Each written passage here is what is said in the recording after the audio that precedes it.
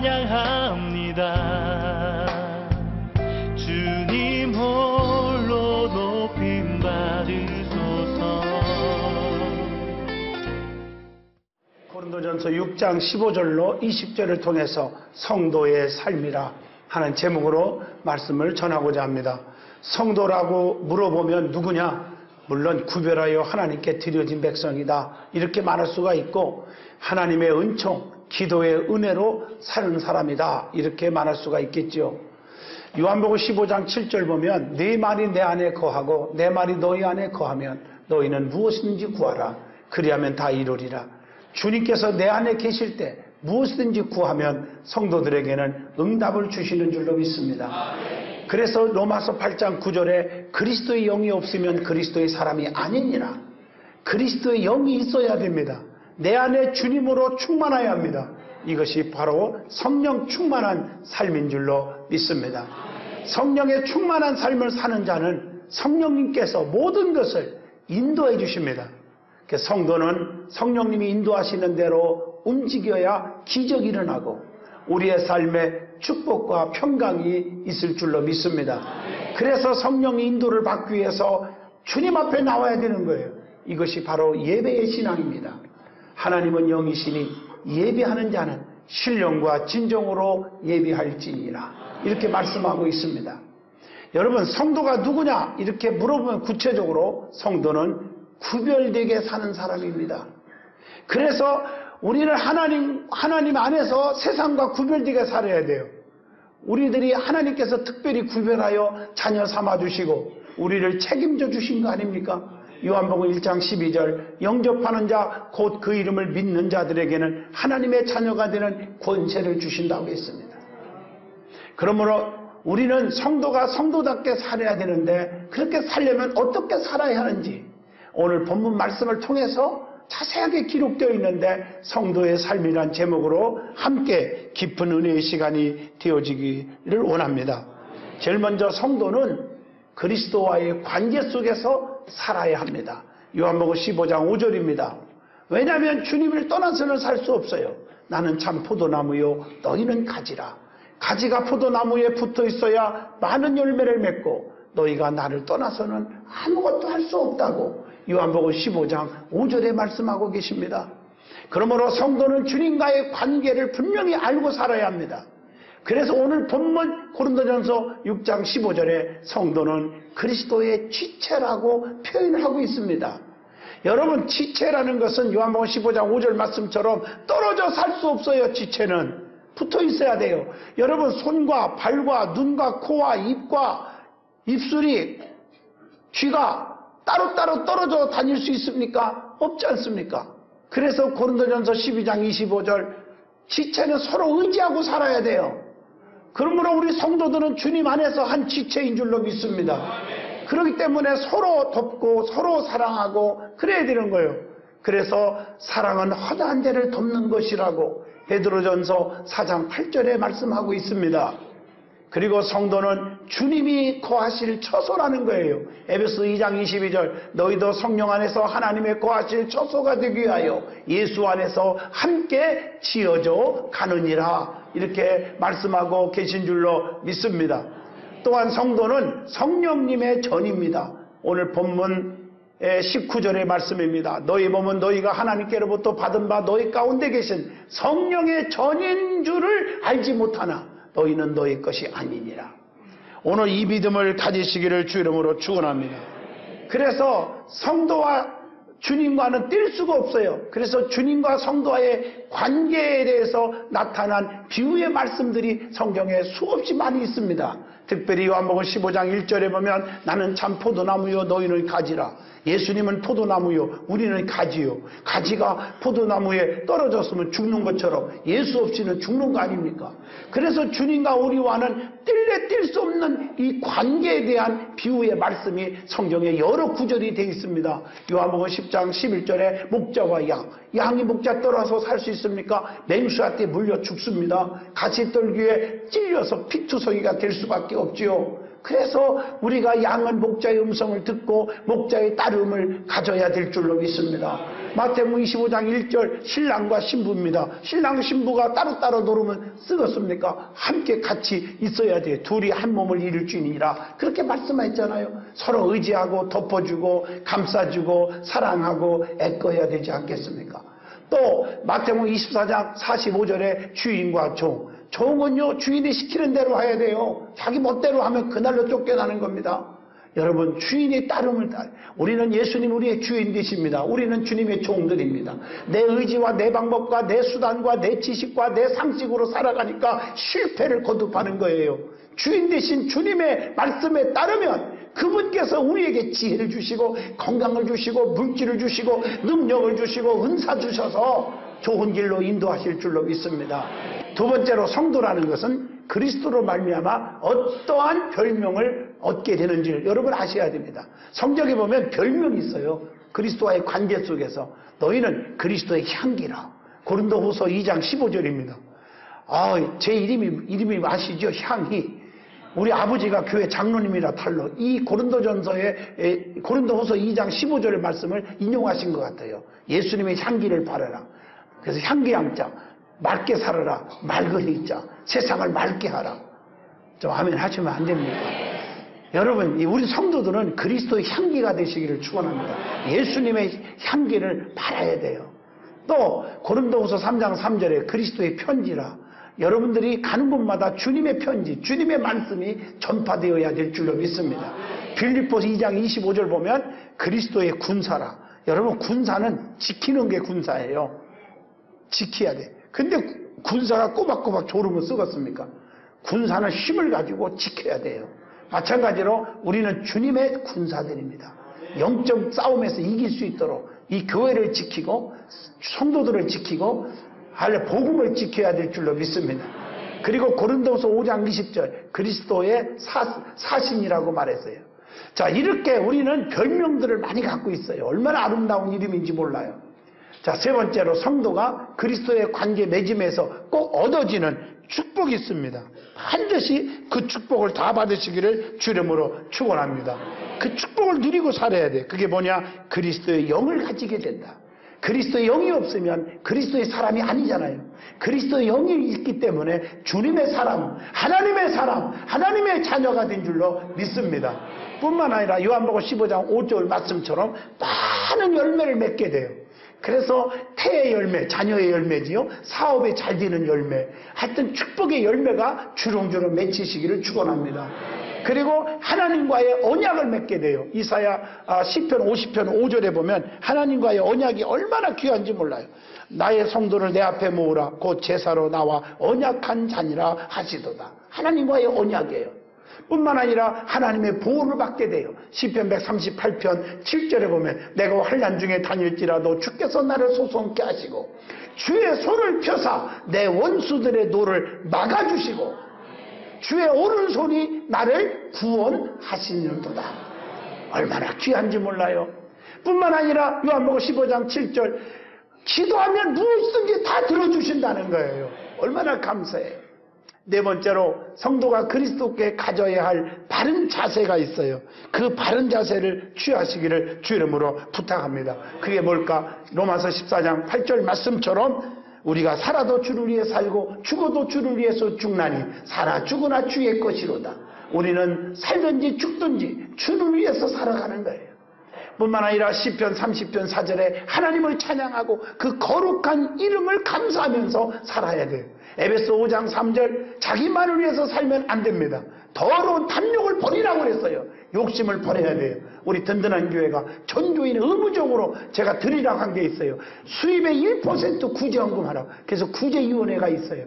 그래서 여러분들이 정말 성경에 말씀한 것처럼 가난한 자, 소외된 자들, 어려운 자들을 돌보라고 했으니 우리 어려운 자들을 지금 돕고 있지 않습니까? 이것이 우리가 해야 할 사명인 줄로 믿습니다. 뿐만 아니라 하나님이 기뻐하는 제사를 드려야 한다고 히브리서 13장 16절에 말하고 있습니다. 하나님이 기뻐하시는 제사는 로마서 12장 1절 신령한 제사입니다.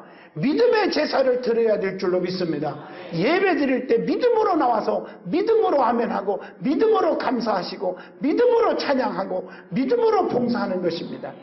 뿐만 아니라 히브리서 13장 16절 하나님이 기뻐하시는 제사는 구제의 제사다. 어려운 자들을 돌보는 거예요. 히브리서 13장 6절 하나님이 기뻐하시는 제사는 이것은 행함의 제사입니다. 입술로만 하나님을 사랑합니다 하지 말고 입술로만 하나님을 경배가 아니라 행함으로 보여주시기를 바랍니다. 그리고 다섯 번째로 항상 열매가 있게 하여야 한다고 요한복음 15장 16절에 말했어요. 너희가 가서 과실을 맺게 하고 또 너희 과실이 항상 있게 하여 내 이름으로 아버지께 무엇을 구하든지 다 받게 하려 하심이니라. 이렇게 성경은 우리에게 가르쳐주고 있는 줄로 믿습니다. 그래서 우리는 항상 이 믿음 속에서 살아가는 게 얼마나 중요한지 몰라. 그 열매가 뭐냐? 희생의 열매예요. 요한복음 12장 24절 하나의 미랄이 땅에 떨어져 썩어야 많은 열매를 맺을 수가 있듯이 나 하나가 헌신적인 사명 또 희생의 사명을 감당하시기를 바랍니다. 히브리서 13장 15절에 찬미의 열매가 있어야 돼요. 주님의 이름을 증거하는 입술의 열매니라 이렇게 말씀하고 있어요. 입술을 통해서 주님을 찬양하고 찬미의 열매를 맺으시기를 주 이름으로 축원합니다. 남을 비판하고 쑥덕거리고 이런 소리 하면 안 돼. 남을 높이는 자가 돼야 돼. 그 다음에 베드로전서 4장 10절 봉사의 열매가 맺혀져야 됩니다. 뿐만 아니라 여섯 번째로 하나님만 사랑하고 살아야 된다고 성경은 가르칩니다. 로마서 8장 28절의 말씀입니다. 이것을 보면 모든 것에 협력을 이루게 되고 모든 것에 선을 이루게 되고 그럴 때 출애굽 20장 6절 천대까지 은혜를 베푸시느니라. 이 축복을 다 누리시기를 주 이름으로 축원합니다. 두 번째 은혜 받을 말씀은 성도는 바람직한 삶을 살아야 한다는 것입니다. 성도는 바람직한 신앙적 모습이 첫째 있어야 돼요. 고린도후서 12장 9절의 말씀이에요. 그 바람직한 신앙적 모습이 어떤 모습입니까? 입술로만이 아닙니다. 위로 올라가는 성장하는 신앙이 있어야 돼요. 사도행전 2장 47절입니다. 내려가면 안 됩니다. 올라가야 돼요. 여리고로 내려가다가 강도 만나서 거만 죽게 된 사건 잘 아시지 않습니까? 나오미라는 여인은 베들레헴에서 이방 땅 먹고 사는 것 때문에 내려가다가 남편 죽고 두 아들 말론 기론이 죽는 정말 비극적인 그런 일을 당하고 말았지 않습니까? 그 슬픈 여자가 된 거예요. 여러분 신앙생활에 아무리 피곤하고 힘들어도 올라가야지 내려가면 안 됩니다. 나오미처럼 먹고 사는 것 때문에 물질 때문에 믿음 까먹어서는 안 됩니다. 물질 때문에 주의를 범하고 그것이 축복인 것 같아도 마지막에 보면 나오미같이 되는 수가 있습니다. 여러분 물질 때문에 세상의 환경 때문에 예배 빠지지 마세요. 하나님과의 영적 생활을 나태하면 안 됩니다. 저는 분명히 성경 66권 전체를 통합해서 성도들에게 들려주고 싶은 말이 있다면 여러분들이 지금 다 망하고 실패하고 어려움이 당할지라도 주님을 놓지 않으면 반드시 전화위복의 축복이 옵니다. 그러나 영적으로 여러분들이 정말 세상살이 바쁘다고 잘 나간다고 돈도 벌고 명예와 권세를 짊어져도 주님을 잊어버리면 언젠가는 끝나는 날이 오는 것입니다. 이것을 여러분들이 모르시면 안 됩니다. 성도는 분명히 위로 올라가는 성장하는 신앙이에요. 그것이 뭘까? 체험적인 신앙을 가져야 돼요. 사도행전 2장 4절 체험이 없으니까 그래요.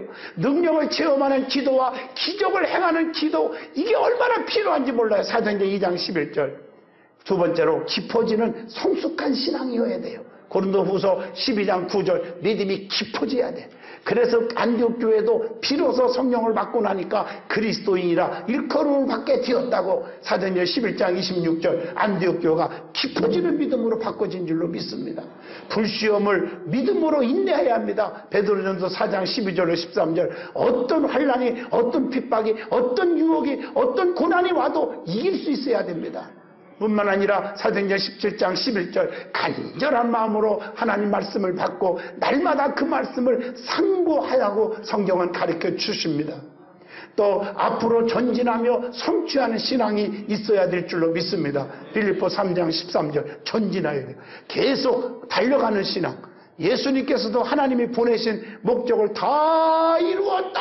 요한복음 19장 3절에 30절에 말씀했습니다. 그리고 하나님의 뜻이 이루어지기를 기도하고 기다려야 합니다. 마태복음 6장 33절의 말씀입니다. 두 번째로 성도의 바람직한 믿음의 모습이 있습니다. 그 모습이 어떤 모습일까? 빌립보 2장 3절 겸손한 믿음, 누가복음 18장 5절 끈질긴 믿음, 또 마태복음 15장 27절 간절한 믿음이 있어야 될 줄로 믿습니다. 마태복음 15장 28절 큰 믿음입니다. 이런 믿음이 여러분들에게 넘치기를 주 이름으로 축원드립니다. 큰 믿음이 있어야 돼요. 이거 하나님이 기뻐하는 믿음인 줄로 믿습니다. 뿐만 아니라 자족하는 믿음이 중요해요. 빌립보 4장 12절이요. 자족해요. 누가 이끌어주는 사람이 아니라 자족적인 신앙을 가져야 돼요. 어떤 사람은 전화해야 교회 나오고요. 아직 못해서 나오는 분이 있어요. 전화 안 해도 내가 먼저 일어나서 구역장님이 같이 교회 갑시다. 교회에서 만나요. 이런 정도가 돼야지 않지 않습니까? 자족적인 믿음. 가난에도 처하고 부함에도 처하고 환난도 이길 수 있는 이런 자족하는 믿음을 갖기를 바랍니다. 뿐만 아니라 순종하는 믿음입니다. 또 요한복음 9장 11절입니다. 그 다음에 데살로니가전서 1장 9절 일하는 믿음이 있어야 되고 야고보서 2장 26절 행하는 믿음이 있어야 될 줄로 믿습니다. 그 다음에 예수님을 닮는 믿음 빌립보 2장 5절입니다. 너희 안에 이 마음을 품으라 곧 그리스도 예수의 마음이라고 가르쳐주고 있습니다. 또 체험하는 믿음, 또 사랑하는 믿음 요한일서 4장 20절 이런 믿음을 가지시기를 바랍니다. 세 번째로 성도가 멸시해서는 안 될 일이 있습니다. 절대로 이런 것들을 멸시하지 말라고 가르쳐준 말씀이 있습니다. 그게 뭘까? 첫째로 민수기 14장 23절 하나님을 멸시해서는 안 됩니다. 민수기 15장 31절 하나님의 말씀을 멸시해서는 안 됩니다. 오늘날 많은 사람들이 하나님 말씀을 멀리해요. 멸시하다가 망한 사람이 얼마나 많은데 노새 두 사이도 하나님 말씀을 농담으로 여기다가 유황불의 심판을 맞고 말았어요. 멸시하지 말아야 돼요. 사무엘상 2장 17절 하나님의 제사입니다. 하나님의 제사를 여러분들이 우습게 보면 안 돼요. 예배를 귀하게 여겨야 돼요. 그 다음에 하나님의 종을 귀하게 여겨야지 멸시하면 안 돼요. 여러분 성경 보세요. 모세가 하나님의 종으로서 이스라엘 백성들이 다 불뱀을 물려 죽게 됐을 때 노뱀을 만들어 장대에 자라보면서 하나님의 명령 따라 저거 바라보면 산다. 주의 종 말을 우습게 여기고 쳐다보지 않은 자들은 다 불뱀에 물려 독 올라서 고통받다가 죽었습니다. 그러나 주의 종 말씀을 순종하고 쳐다본 사람은 다 살았다는 사실을 우리는 알 수 있습니다. 말씀에 순종하면 손해볼 일이 없을 줄로 믿습니다. 뿐만 아니라 곤고한 자의 곤고. 여러분 이거 멸시해서는 절대 안 되는 얘기들입니다.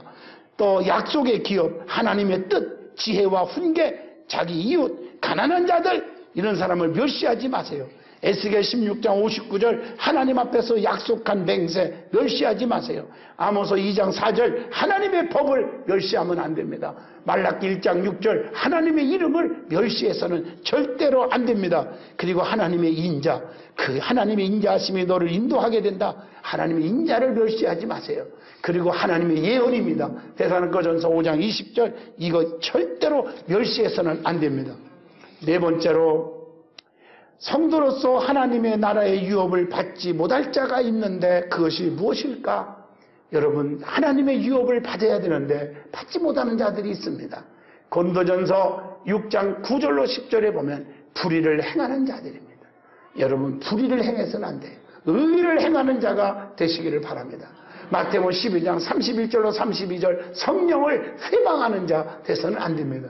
고린도전서 6장 10절 남의 물건을 탐하는 자가 돼서는 안 됩니다. 누가복음 21장 34절에 술 취하여 방탕한 자가 돼서도 안 됩니다. 마태복음 5장 23절 이웃을 욕하는 자가 돼서도 안 됩니다. 고린도전서 15장 50절 혈과 육에 속한 자가 되어서는 아니 될 줄로 믿습니다. 뿐만 아니라 갈라디아서 5장 20절 우상숭배 절대 안 됩니다.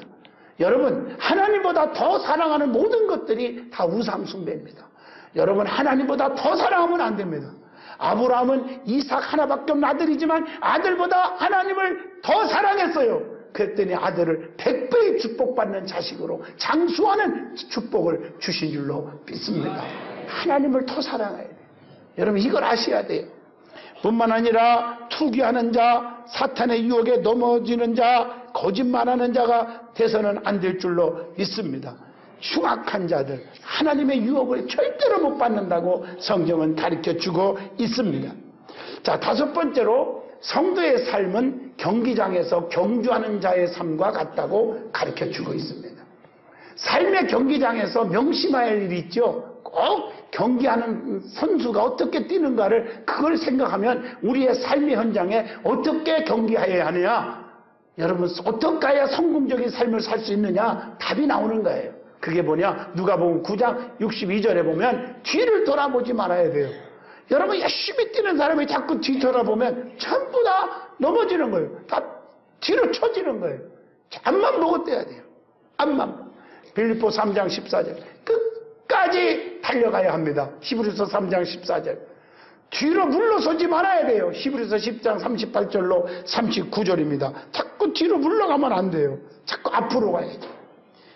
히브리서 12장 2절 믿음의 주여 또 온전케 하시니 예수만 바라보자. 분명한 목표가 있어야 돼요. 그 목표를 향해서 꾸준히 달려가야 될 줄로 믿습니다. 여섯 번째로 성도는 교회에서 덕을 세워야 한다는 거예요. 그리고 고린도전서 3장 6절로 7절 시기와 분쟁과 당파 의식을 피해야 될 줄로 믿습니다. 고린도전서 13장 1절로 3절 세 번째로 사랑이 결여된 행위를 피해야 될 줄로 믿습니다. 고린도전서 14장 5절, 고린도전서 14장 26절 보면 자기 자랑으로 하는 은사의 남용을 피하여야 될 줄로 믿습니다. 이것이 하나님이 기뻐하시는 일이에요. 뿐만 아니라 디도서 3장 9절에 보면 어리석은 교훈과 어리석은 잘못된 변론을 피해야 되고, 디도서 1장 16절 입으로만 하나님을 시인하는 것을 피해야 돼요. 말이 앞서면 안 돼요. 행동이 따라야 돼요. 야고보서 4장 11절 다른 성도에 대한 판단과 비방을 피하여야 될 줄로 믿습니다. 이것이 하나님이 기뻐하시는 일이에요.